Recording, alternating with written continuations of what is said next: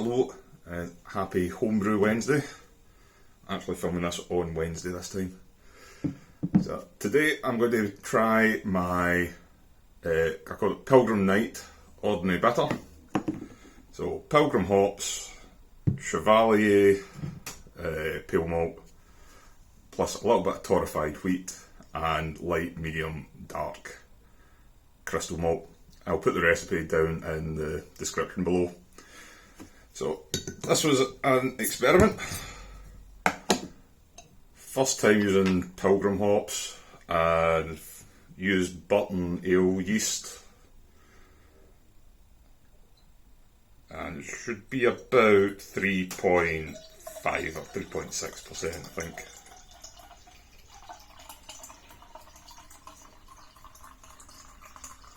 It's been in the bottle for 12 days.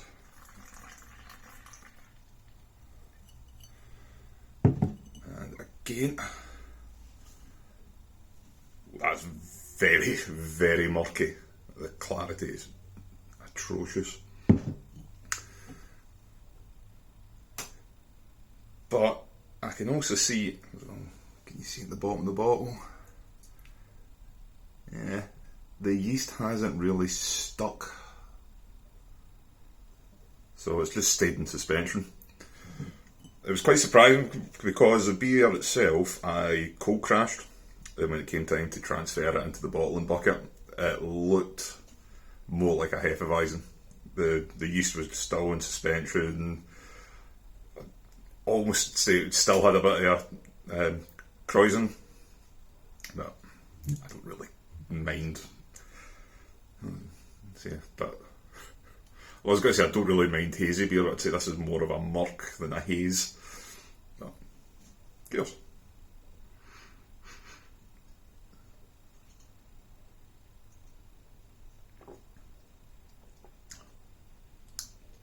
It's very fruity.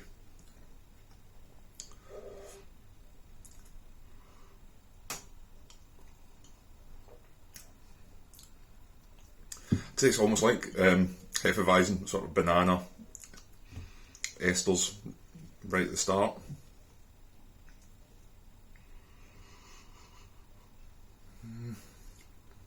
It's drinkable. It's not terrible, but it's not what I was expecting at all. It's absolutely nothing like a bitter.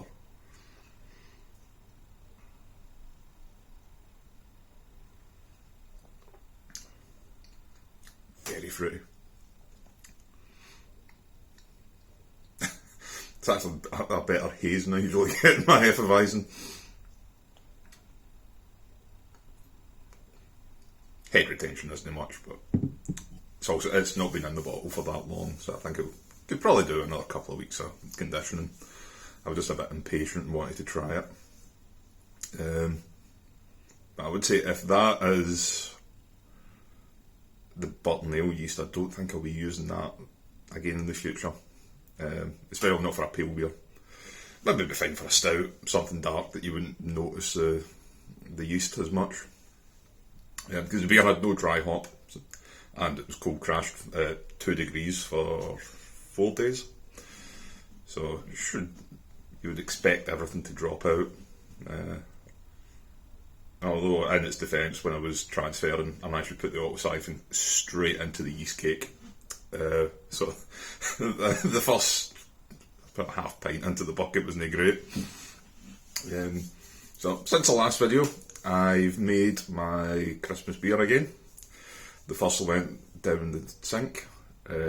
So I had another bash at the 1914 Courage Imperial Stout. Stuck to the recipe, with the exception of a bit of the extra Maris Otter. Because I knew my efficiency wouldn't be great, so I thought, well, I'll up it a little bit to try and counteract that. But I kept the same amount of black malt and brown malt. So, I don't know if you can hear it, but you can definitely see. This is now Wednesday, that's been on since Sunday afternoon. So it's still bubbling away quite happily. I have the ice spindle in the fermenter, and it has been worse than useless because I think it's getting bashed and bumped about so much. I don't really trust the readings. as the fermentation's slowing down now, I'm gradually increasing the temperature. I'm trying to get as much activity out of the yeast as I possibly can.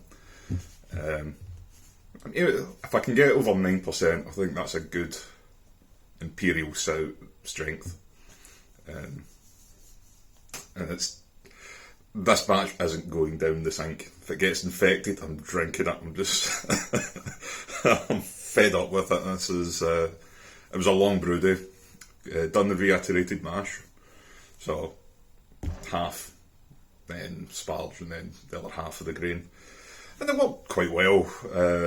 Did make like everything in the shed sticky because it's very hard to keep out of drips and spills contained, but it went okay. But you're talking then an hour for the first mash, then however long it took to sparge, then mucking about with the rubber gaskets on the plate and the grain father again. So that took up about 15 minutes after I'd emptied the first mash. Then got that on, got in the next load of grain, mashed that. The second sparge was terrible. It was an awful stock sparge. I've never had that before. Even using wheat and things, it was dreadful. So I just had to keep on stirring it really gently, because I've always got the fear that I'm going to push down too hard with the mash paddle and knock the bottom plate out, and then everything will just drop into the hot water and cover my shed. So gave it a stir, constant stirring and moving around, so I think I got as much out as I possibly could. And then 2 hour boil, so it was a long day. But it's went well so far. I think the only major cock up I had was when I added my yeast starter. I forgot to take out the stir bar, so that's somewhere in there, and I was planning on brewing something this weekend that I needed to make a starter, so I've had to adjust my plan slightly. I've ordered a new stir bar because I really should have got a spare the first time. Because coming up, I think I'm going to make a Kolsch. Going to make a natural lager, a wheat beer, and an experimental batch, which I'm doing this weekend. I found so the cooler over there. When we moved out of our old flat, I'd put a couple of beers in there, and I'd completely forgot I'd also put in a few packs of liquid yeast. And that cooler remained unopened for 2 years. And then I opened it up when I was moving stuff in here once it was finished. And I found WLP 300. I think I found another White Labs yeast, and 2 packs of Omega Holmendal Kvike. So, and then a few dry packs as well. Everything with the exception of the Kvike I binned. And the only reason I've kept the Kvike is I'm curious to see just how tough the yeast is. So that's been 2 years at a constant temperature. It's not going to have wild variations, but it was never refrigerated since we left the flat. Sorry. It was never refrigerated since we left the flat. So, will it still be alive? Will it still be viable? I'm not going to make a starter for it. I'm just going to pitch 1 pack and see how it does. I'll try and make a pale ale aiming for about 4.2, something sessionable, 4.2-ish, with some Mosaic and Simcoe, and I'll pitch that ferment around 30-35 and see if it still works. I think it probably will. Whether it poisons me is a different thing, but I think it will probably ferment in some way.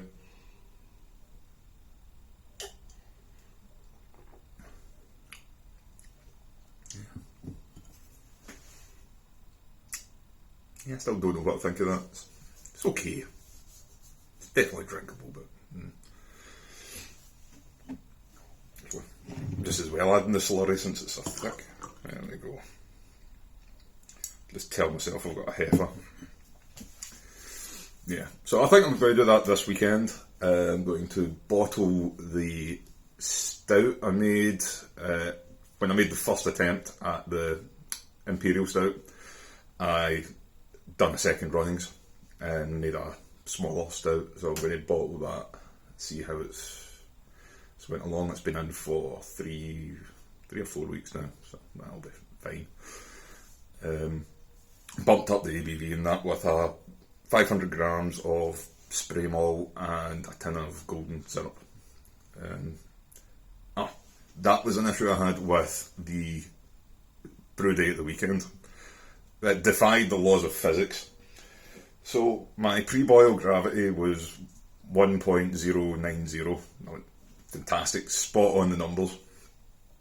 And then 2 hour boil, I took my final gravity, 1.092. So a 2 point shift for like 6 litre boil off, I couldn't be right. And it's been racking my brains all week how that could have happened, and what did I make an arse of reading with a hygrometer.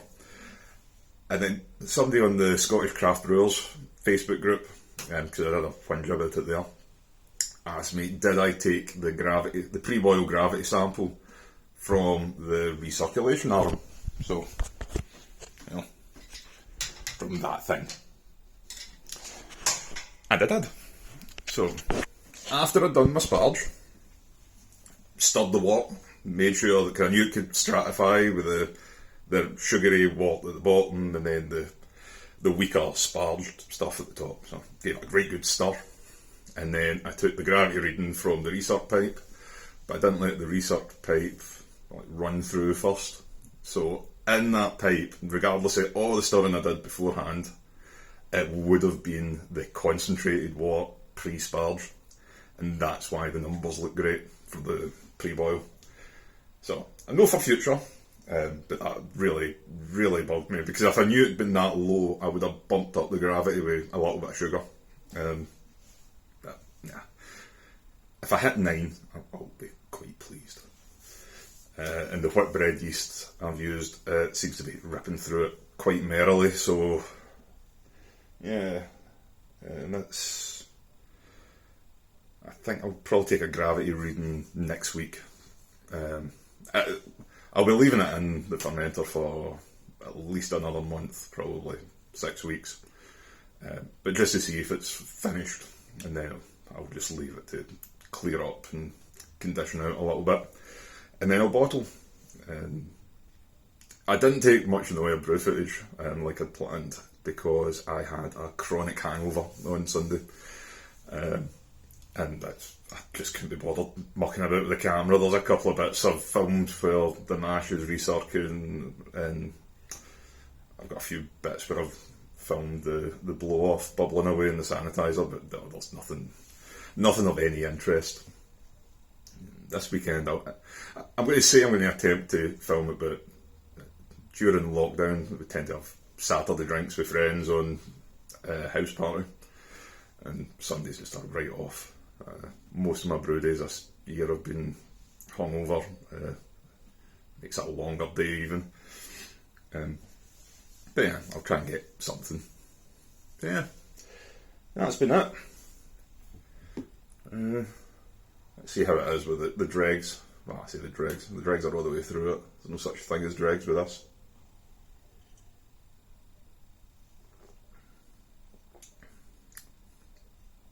Yeah. Actually tastes more banana than it does beer. So I don't know if that's the Pilgrim. I doubt it's the Pilgrim hops. I'm feeling it's the yeast. That was fermented quite low as well, because that was in the firm fridge, so pretty decent temperature control. I modified the lid of the plastic bucket, so it also has a 12-inch thermal well, so the ink bird control goes right into the centre of the beer. and it controls it pretty well. It's got like a little greenhouse heater on it, and I bypassed the fridge thermostat as well, so when I've done the cold crash it can get really, really low. So yeah, that is weird.